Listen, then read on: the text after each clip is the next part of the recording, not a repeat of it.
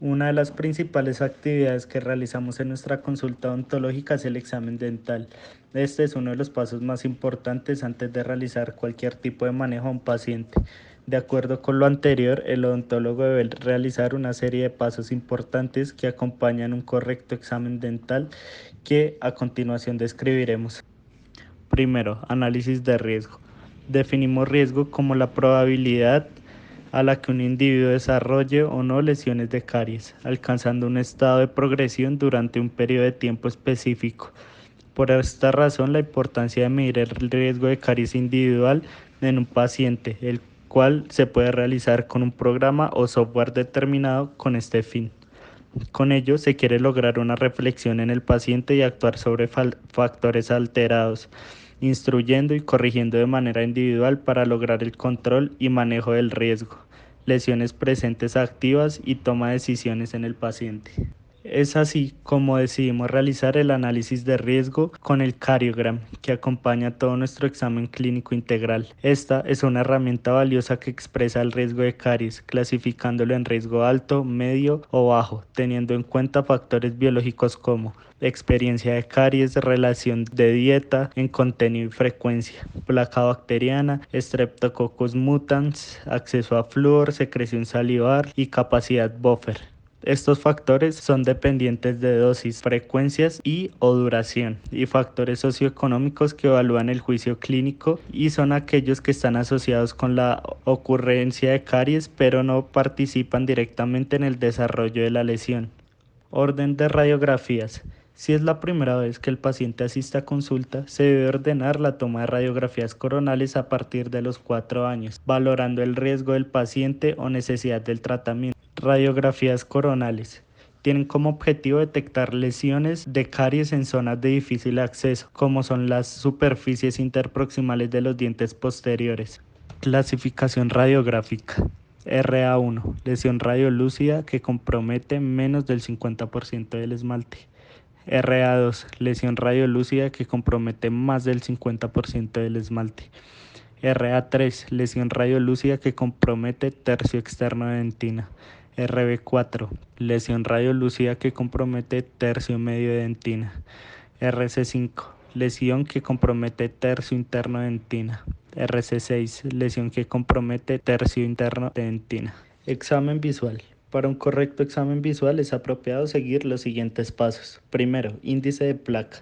El examen visual comienza con el índice de placa, que para este caso se utiliza el índice de placa bacteriana visible de Silnes y lo he modificado. Se realiza con una sonda periodontal Hood que tiene una parte activa en forma esférica con la cual se removerá placa de las superficies dentales. Se debe pasar por orden de superficies distal, vestibular, oclusal, palatino, lingual y mesial. Se debe consignar si se encuentran presentes dientes temporales o no. Se toman dientes índice. Último molar del primer cuadrante, después el diente 11 o 51, luego diente 23 o 63, después el último molar del segundo cuadrante, siguiendo con el último molar del tercer cuadrante, después el diente 44 o 84 y por último el último molar del cuarto cuadrante. El registro va de 0 a 2, se clasifica como 0, ausencia de placa, 1, placa delgada, y 2, placa gruesa o visible. Al consignar los datos en la tabla se debe obtener un valor total, el cual se halla a través de la mediana de los 33 valores. Se debe organizar los valores en orden ascendente y este valor corresponderá a la mediana de placa bacteriana del paciente.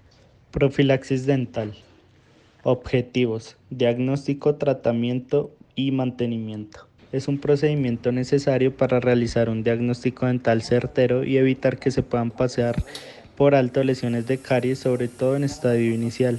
Se debe realizar de manera sistémica para no pasar por alto alguna superficie o diente. Se debe realizar la profilaxis con cepillo para profilaxis y pasta profiláctica, iniciando desde el primer cuadrante, abarcando en orden cada superficie dental hasta llegar al último cuadrante. Deslizar suavemente el cepillo teniendo cuidado de no lacerar los tejidos blandos. La placa bacteriana en las zonas interproximales se retirará con seda dental. Examen visual. Debemos tener en cuenta los diferentes hallazgos que podemos encontrar en cada superficie, haciendo énfasis en diagnósticos diferenciales de lesiones asociadas a caries como caries coronal primaria, caries asociada a restauración o secundaria y caries radicular, y otros tipos de lesiones como defectos de desarrollo del esmalte y lesiones no cariosas. Antes de iniciar el examen dental, se debe contar con una buena iluminación en el sitio donde se realizará el mismo. Se debe realizar un aislamiento relativo con rollos de algodón para mantener un ambiente sin humedad en cavidad oral con ayuda de un eyector. Se debe utilizar instrumental básico durante el examen, un explorador de punta redonda o sonda de Hood para evitar daños a las estructuras dentales. Este se debe pasar gentilmente de manera tangencial a través de la superficie dental para ayudarse a la apreciación visual y táctil de cualquier cambio de contorno o cavitación. No se debe ejercer presión en ningún momento y en caso de que haya duda, asigne el código menos severo. Se debe identificar el sitio donde se presenta la lesión y se debe valorar si es o no una zona retentiva de placa bacteriana para poder así diferenciarlas de otras lesiones diferentes a estas, como lo son oclusal en la entrada de las fosas o fisuras, en vestibular en el margen gingival y en interproximal en el punto de contacto hacia gingival. Valorar inicialmente la lesión en húmedo y luego secar con aire por 5 segundos. Clasificaremos el grado de severidad de las lesiones según el criterio de IGDAS y de ICCMS. Caries coronal primaria.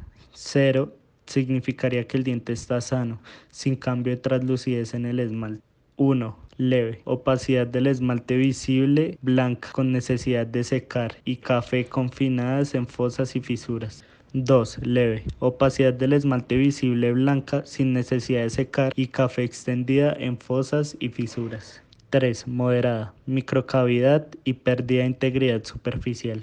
4. Moderada. Sombra subyacente dentina visible a través del esmalte. Se puede ver gris, azul o café, aparentemente intacta, usualmente cuando el diente está húmedo. 5. Severa. Cavidad detectable y paredes en el esmalte y piso de dentina. Involucra menos del 50% de afectación de la corona. 6. Severa. Cavidad extensa con paredes y piso en dentina, con socavado e involucra más del 50% de afectación de la corona. Antes de comenzar a clasificar las posibles lesiones cariosas, debemos tener en cuenta los siguientes ítems para definir una lesión activa o no. Lesiones activas.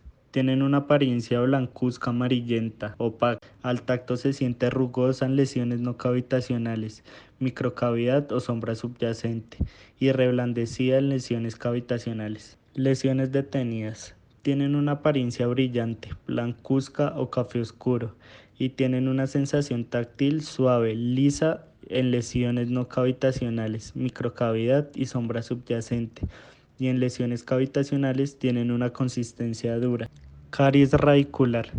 Son lesiones de caries que se localizan en la raíz expuesta. Estas lesiones son más amplias que profundas por mayor área de retención de biopelícula y porque hay menos túbulos dentinales a nivel radicular.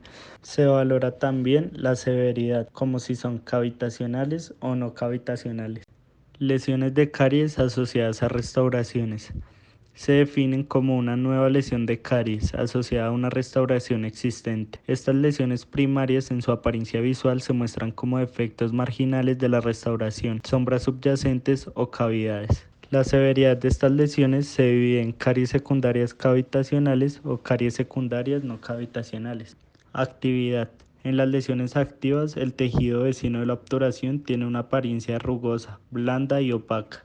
Y en las lesiones detenidas, el tejido vecino de la obturación tiene una apariencia dura al tacto con la sonda de Hood o explorador de punta redonda.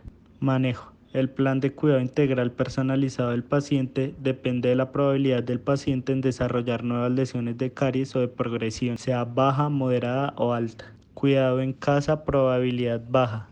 Cepillado mínimo 2 veces al día con crema dental fluoreada de mínimo 1100 partes por millón. Cuidado en casa, probabilidad media y alta. Además del cepillado mínimo 2 veces al día con crema dental fluoreada, se debe hacer uso de enjuagues bucales y ser más estricto en cuanto a la higiene oral. Abordaje clínico.